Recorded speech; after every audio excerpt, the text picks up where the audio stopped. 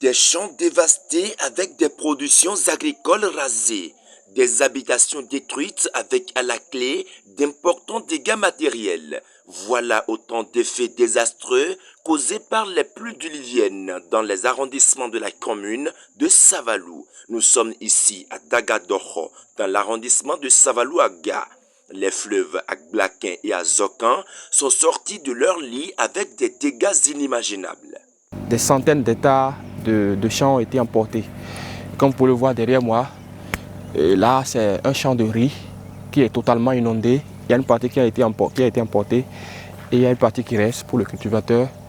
Et vous avez vu tout de suite là des hectares de champs de maïs. On a rencontré un cultivateur qui nous a aussi dit qu'il a un champ d'haricots qui a été totalement emporté. Donc voilà un peu les dégâts qu'on a enregistrés principalement au bord de cette rivière. À Logozoré, les dégâts causés par la gronde de la pluie sont alarmants. Les traces de ces ravages sont encore visibles.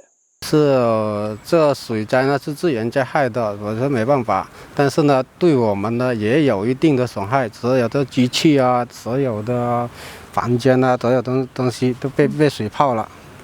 Les deux fois de inondation, c'est la force majeure et puis c'est la catastrophe naturelle.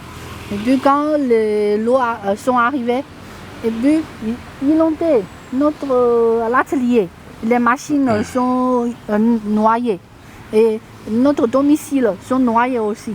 Face à ce désastre, le chef d'arrondissement de Logozoré ne sait plus à quel saint se vouer. Il sollicite le soutien des bonnes volontés pour sauver les meubles. Et si le gouvernement peut jeter un clin d'œil à Logozoré, voir ce qui s'est passé, ça me fera plaisir, ça me fera plaisir. Et c'est vraiment horrible, c'est vraiment horrible.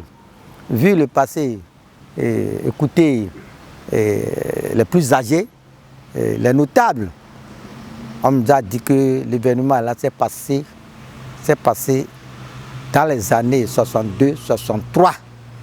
Donc aujourd'hui nous sommes en 2022, regardez, ça fait 60 ans.